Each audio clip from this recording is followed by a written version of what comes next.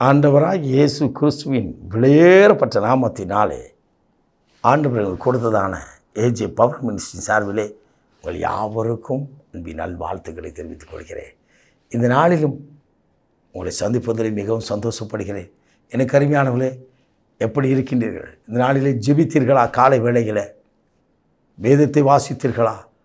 எனக்கு அருமையானவர்கள், தினமும் வேதத்தை வாசியுங்கள், ஜெபியுங்கள். கர்த்தர் பெரிய காரியத்தை செய்வார்.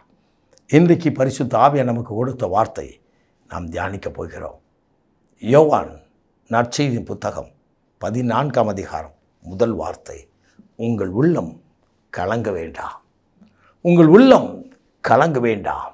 ஏதோ கலங்கி, ஏதோ பிரச்சனை நிமித்தம், வேதனை நிமித்தம் கண்ணீரின் பள்ளத்தாக்கிலே கலங்கி நிற்கிற உங்களை பார்த்து சொல்கிறார்.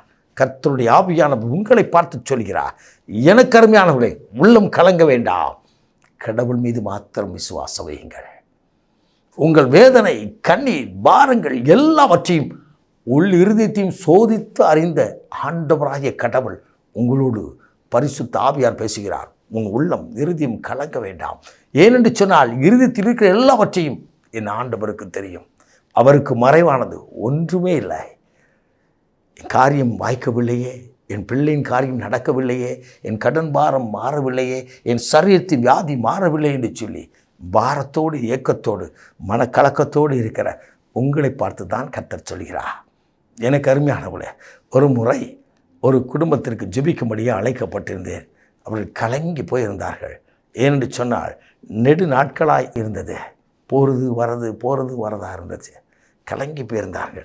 நான் உடனே சொன்னேன், உங்கள் கலக்கமெல்லாம் மாறணும்னா இயேசுவை மட்டும் நம்புங்க, இயேசுவின் வார்த்தையை நம்புங்க.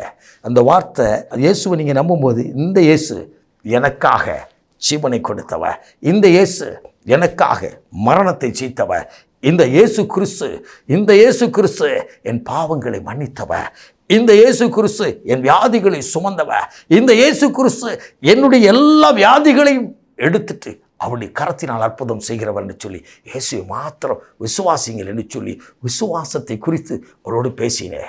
எனக்கு அருமையானவே நடந்தது என்ன, சில நாட்கள் கழித்து நான் அவரை ஒரு முக்கியமான ஒரு இடத்துல சந்தித்தேன். அவர்கள் இவ்விதமாக சொன்னார்கள், ஒரு வார காலத்துக்குள்ளாக என் வாழ்க்கையில் நிறைய மாற்றம் வந்தது.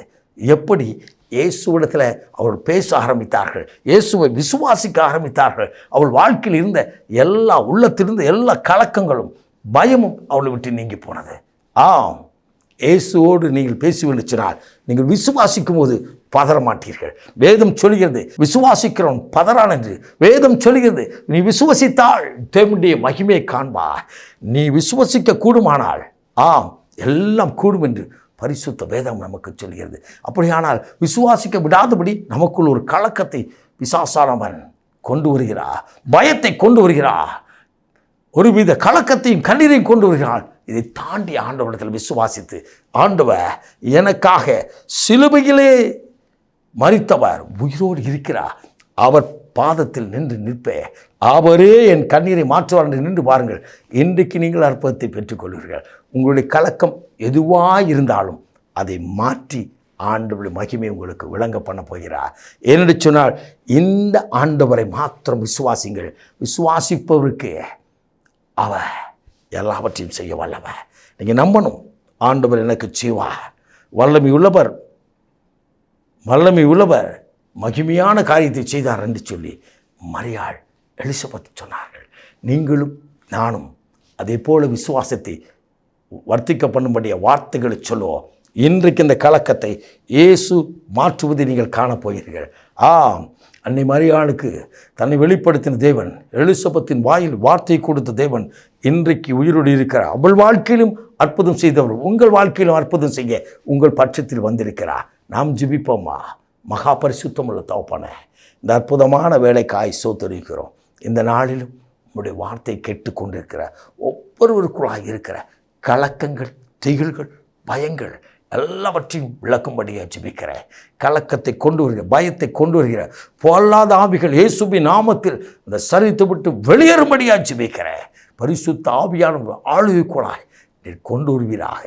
மன பாரத்தை மாற்றி மனதில் இருதயத்தின் விருப்பங்களை நிறைவேற்றி அற்புதம் செய்து ஆசீர்வதியும். இயேசு இரட்சகரின் விலையேறப்பட்ட நாமத்தில் ஜெபிக்கிறோம் ஜீவனுள்ள நல்ல பிதாவே. ஆமென். ஆமென். God bless you.